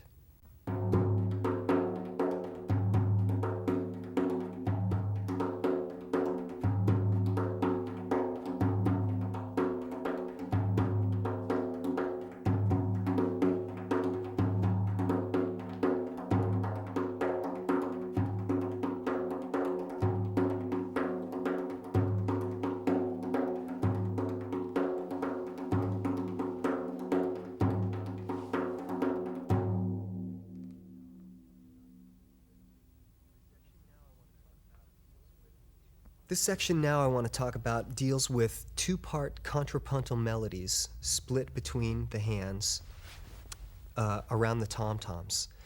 And what I was doing was rolling and then moving my left hand from the second tom to the snare drum to the third tom to the snare drum to the second tom, cycling that back and forth as an ostinato. And then on my right hand, I was playing the the offbeats of that with my right hand on a floor tom, which simulated bass notes. And I was able to move this bass note around and to give an implication of harmonic movement, and also to give an implication of two-part contrapuntal melodies. Where this is happening, it's got its own direction, cycling back and forth. This moves up, then it moves up again, it moves down. And I think that's it's just something that I experimented with and found that was an interesting thing to do. The drummer's long tone is the roll, and by splitting this roll up between two different sound sources, we have these harmonic and melodic implications. There's also polyrhythmic implications there, because if I'm doing 2 notes per drum with this hand, and I do, say, 3 notes per drum, as I was doing in the improvisational section, then we have sort of a 2 against 3 or a 3 against 4 type of polyrhythm going on as well. So this is a fascinating area which I'm writing a book about, and the book is basically going to mathematically go through all the permutations of 1, 2, 3, and 4 note melodies, ascending, descending, or cycling back and forth, with 1, 2, 3, or 4 hits per drum or note, and against the same thing in the other hand. And then we're going to also develop the ability to have the right hand on the beat while doing this, and the left hand off the beat, or the left hand on the beat and the right hand off the beat, so that we can bring out or accentuate whatever we want to from the right side of the kit to the left side of the kit, and hopefully really expand the possibilities of melody and harmony in modern drum set playing. Now this next section is where things start to get really interesting. This is basically an ostinato that I did on my first video for DCI called Solo Drums. And it's a 3/8 ostinato where my left foot on the spokes hi-hat is playing eighth notes, and my right foot is playing 1, 2, 3, 1, or actually 1, 3, 1, 3, 1, 3, 1 with, on the right bass drum. And on top of that, I've been able to superimpose the idea of playing the last 3/16 notes of a quarter note polyrhythmically on top of this, so that my left hand is playing a 3/4 phrase where I'm playing the last 3/16 notes on one tom, then on the next tom, then on the next tom, having this da da da da da da da da da 1 Eana, 2 Eana, 3 Eana, 1 Eana, 2 Eana, 3 Eana over this 1 2 3 1 2 3 1 2 3. So we have sort of a superimposition of a 3/4 on top of a 3/8 or 6/8, however you want to count it. Now, how did I do this? I don't know. It's just that you know, what happens is I've gotten so used to playing this last 3/16 notes ostinato that I found I was easily able to just superimpose it on top of this other 3/8 ostinato. And then to solo against that with my right hand, I just did the same old concept, which is to go through all the basic mathematical permutations of notes, you know, 1, 2, and 3 note groupings, of 16th notes and 8th notes, things like that, with my right hand. And also to employ what we talked about on melodic drumming in the ostinato part 1, which deals with melodic tom playing, because all the patterns melodically that I was explaining there could also be played with one hand on the drums. Obviously not as fast, but you know, you can also play melodies with just one hand at a time. So, having this set up with these two ostinatos superimposed on each other, I was then free to use my right hand to solo, and that's what I did. Then I stopped that and did some two-hand soloing on top of the 3/8 one to finish off. Now, in the next solo, we have sort of an Afro 6/8 or triplet-based rhythm that is somewhat based on an African rhythm called the bembe. I don't know, I've never really studied African music, and I'm not really an expert on Latin music, but I figure out these things from the standpoint of a motif, you know. I have a triplet motif. This particular ostinato deals with splitting my left foot again so that my left foot is between the hi-hat and the left bass drum, and it can play both of those instruments simultaneously. And what I did is I played quarter notes with my left foot, and then I played the last two beats of the triplet with my right foot. So we had this left, right, right, left, right, right, left, right, right, left, right, right ostinato. Now, that set up my basic groove. And then the bembe part came in, or a bembe variation, when I started to superimpose a left-hand ostinato on top of that. What I did was I started to play the first two notes of a triplet, a two-note pattern, with my left hand on my first and second tom. So we had this do-do-do-do-do-do-do-do, 1 2 3 1 2 3 1 2 3 1 2 3 kind of rhythm going on. And then I was able to solo against that with my right hand. Now, once again, the idea is always the same. You go through the basic triplet permutations, and then you have the freedom to do this. Then it gets a little bit more complex and interesting. We move into the next section of this where I change and I start to do a polyrhythmic, sort of a 4 over 3 rhythm over the 6/8, where I'm playing 3/8 notes and then resting for 1/8 note. So we have this da da da da da da da da da da da da da da da da da da over the pulse. Now this rhythm, I'm told, is an Abacois rhythm.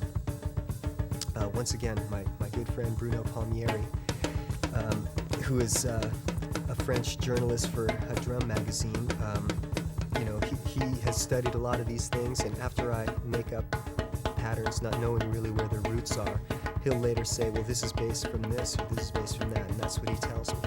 So I have then this polyrhythmic 4 over the 3 ostinato going on, and I solo against that with my right hand.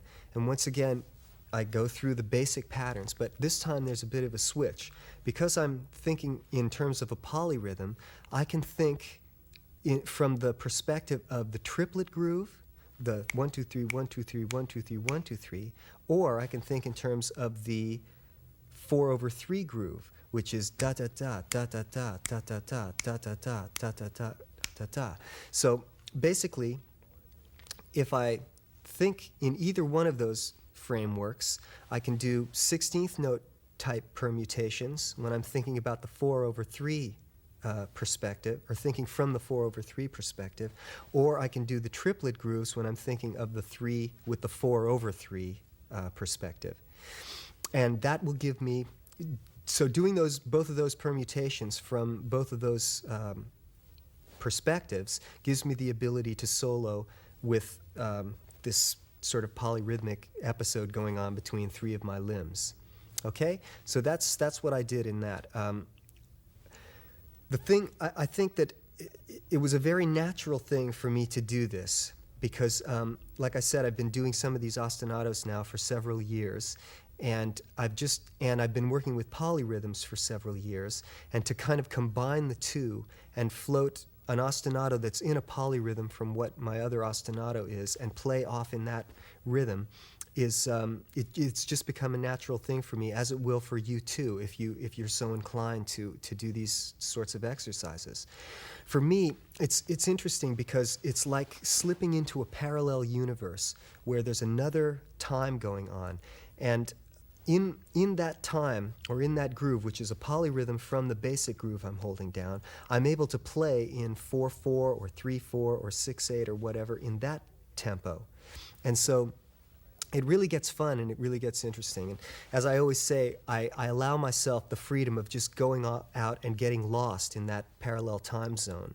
And then when I feel the musical phrase is ended, I just let it go and slip back into the time zone that I'm actually keeping down. So I'm not really thinking in terms of how many bars I have to do of whatever 5 in order to come out on 1 if I'm in a 4-bar phrase. I just allow myself the ability to, give myself the freedom to just play more stream of consciousness.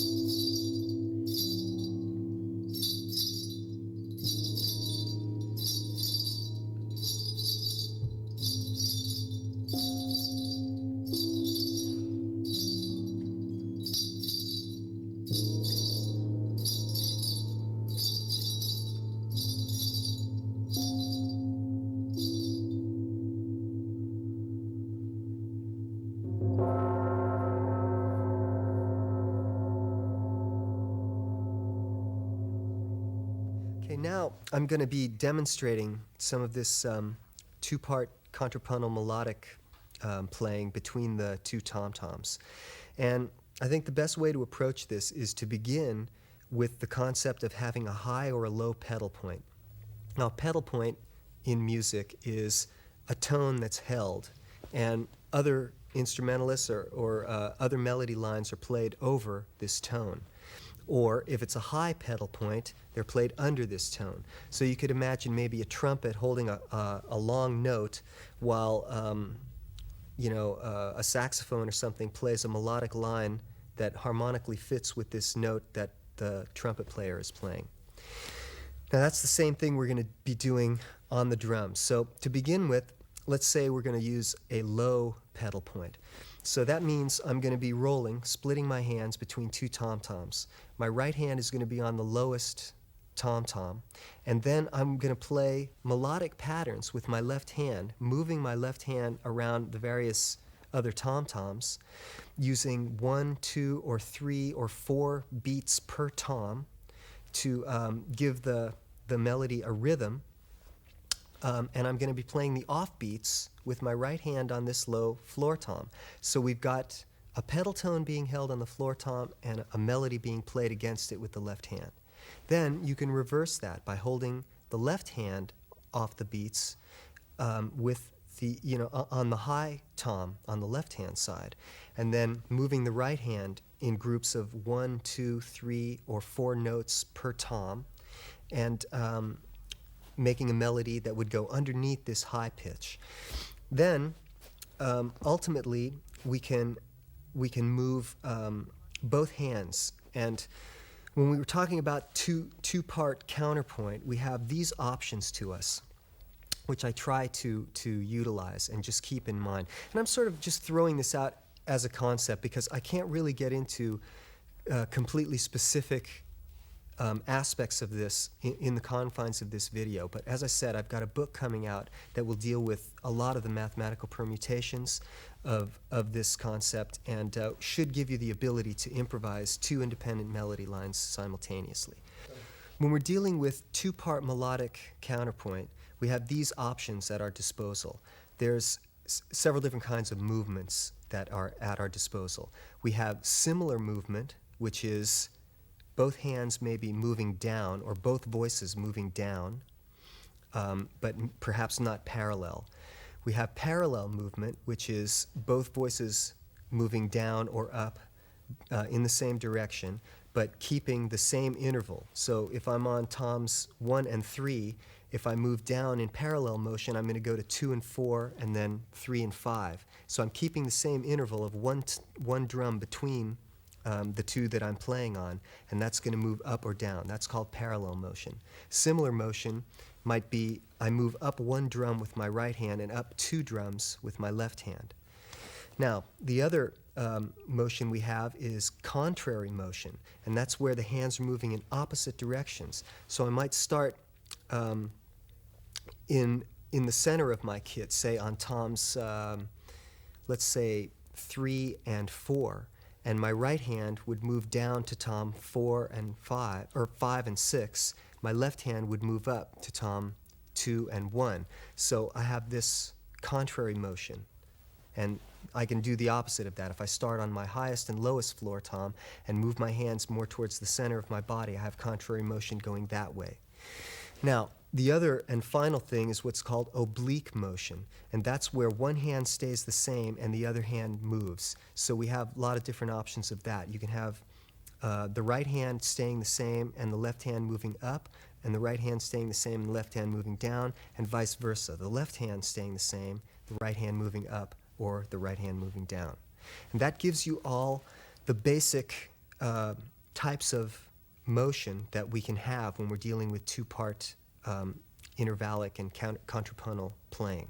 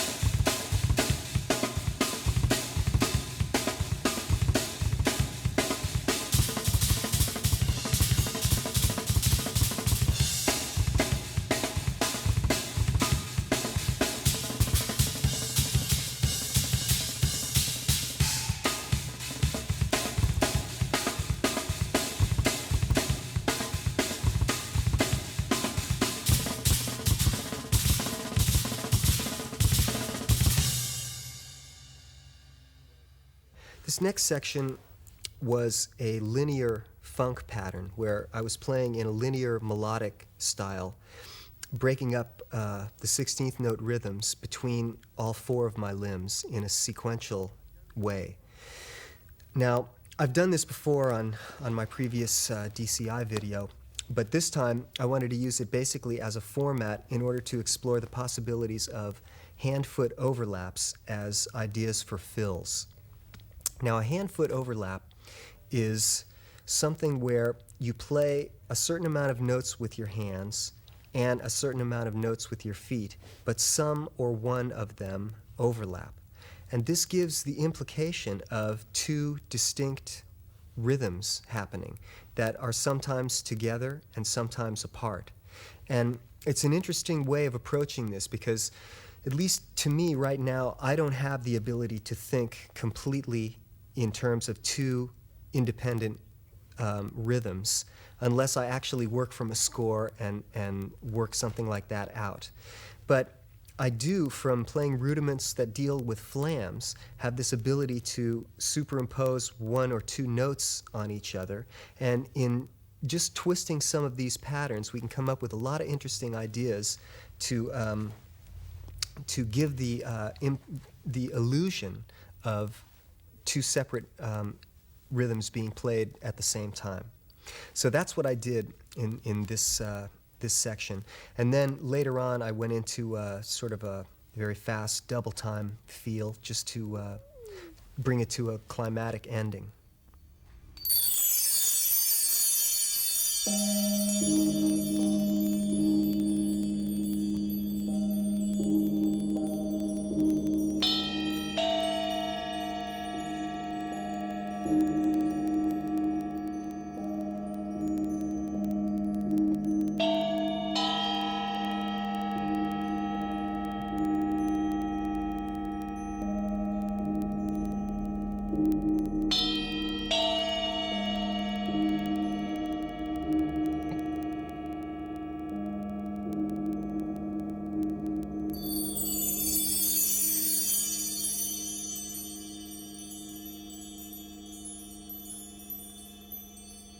Now we're going to demonstrate some hand-foot overlaps. And the most basic of these that we can start with is based on a Swiss triplet. I'm going to start with playing my right hand on the snare drum in unison with my right foot on the bass drum. My right foot is going to play the first two beats of the triplet. My hands are going to play the first and the third beat of the triplet, so that we have this situation where there's two notes being played with my hands, two notes being played with my feet, and one of them overlaps to kind of give the implication of two independent rhythms happening simultaneously.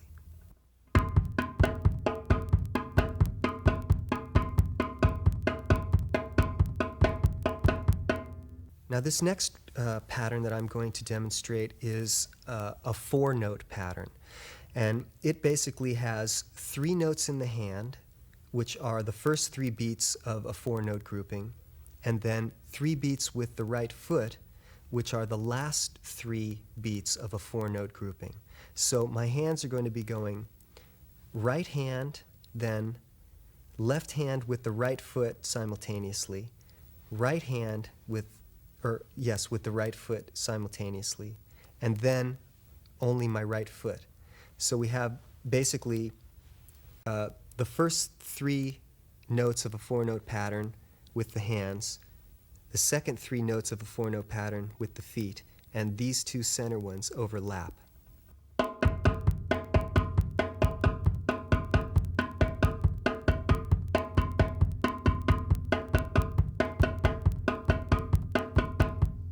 The next thing I'm going to demonstrate is a group of, it's a five-note pattern.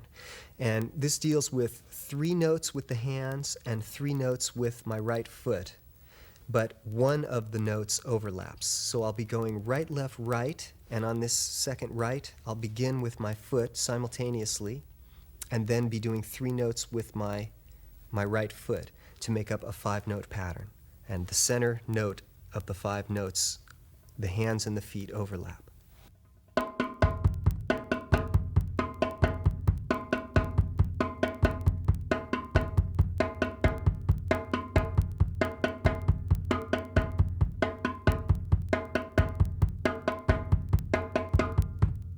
This time we're going to do the same exact pattern, but we're going to invert it. So I'm going to start with 3 beats with my foot, and then overlap starting on the 3rd foot beat with 3 beats with my hands to make a 5-note pattern where the center note overlaps.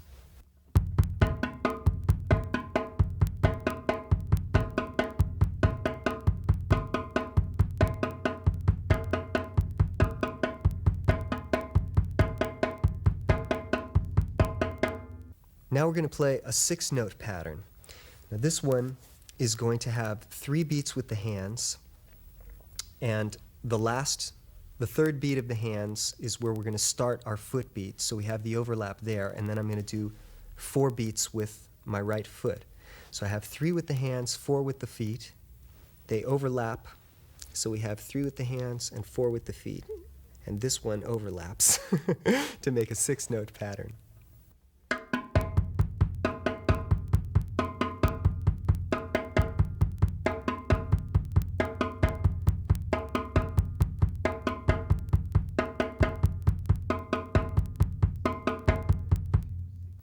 This examples 2 6-beat phrases that combine to make an interesting pattern.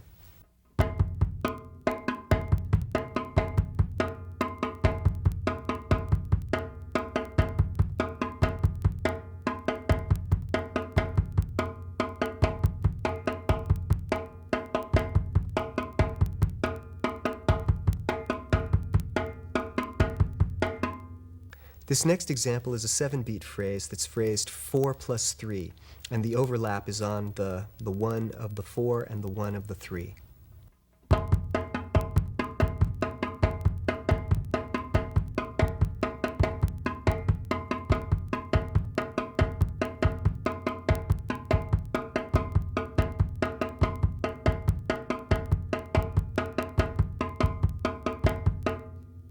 This next example is 2 7-beat phrases which combine to make an interesting pattern.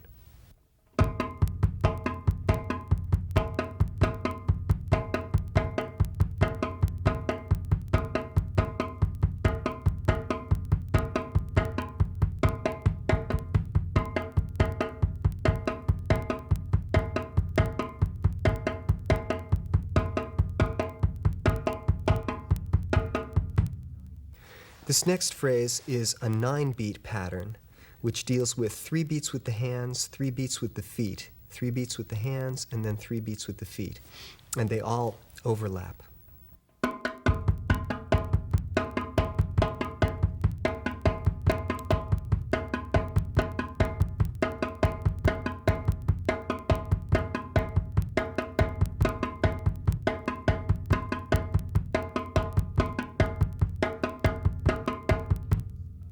These phrases by no means were very scientific or gave you all the permutations that you could come up with in terms of combining hand and foot overlaps, but they're some of my favorite phrases, and I played some of these in the solo. And you know, you can kind of like make up your own from there if the concept appeals to you.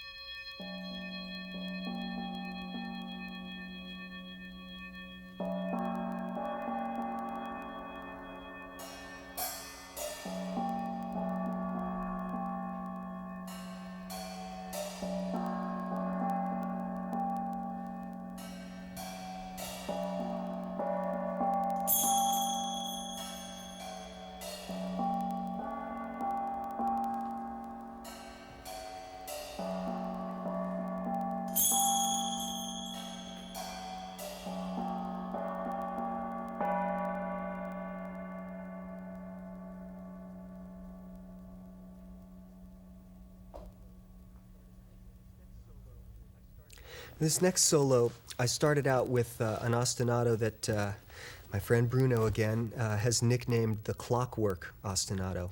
It's basically a 16th note oriented ostinato where I play the first two 16th notes with my left hand on the snare drum and the last two 16th notes with my right foot on the bass drum.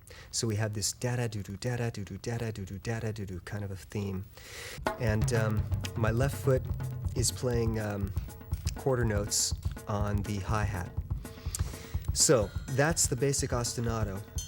But what happened one time when I was doing this was this little melody came out, which was actually kind of a pleasing little melody. So I play this melody, and then I develop it a little bit, and it's sort of a little song. Just a little melodic interlude more than a big showcase for any radical technique. But the idea of crossing from the left hand to the right foot in terms of that's the ostinato that's held presents some problems because a lot of times we want to go with if we're playing something with our right hand, we want to follow it with the right foot. If we're playing something with our right foot, we want to follow it with the right hand because we're sort of divided, right and left. Our orientation is that way. So this is a good thing because it frees up somewhat some independence between the right hand and the right foot. Now, later on in this solo, after soloing against that with my right hand, I incorporated my right hand as part of the ostinato. So my right hand on a floor tom was playing the first two 16th notes, and then my right foot the last two 16th notes. And I was free then to solo with my left hand against that. And that gives me the ability to play some upper, higher pitched tom melodies and utilize some of the things on the left side of my kit, which have all the higher notes. And without crossing my hand over. And also it's a texture change, and it gives a certain amount of release from the relentless snare drum, and has sort of a harmonic change implication as well. So it's almost like a bridge in song form. We're going along on one level, and then we sort of change key and go to the bridge and then go back. And at the end of that, I return to the theme and sort of fade it out. The next section that I played is basically a Mozambique type feel, or bayao. I'm not really sure, because as I said before, I don't really study specific Latin rhythms, and I'm not really an expert on that. But this is a situation where my feet are doing a basic, both of my feet are playing in unison. My right foot on the right bass drum, and my left foot on the spokes hi-hat.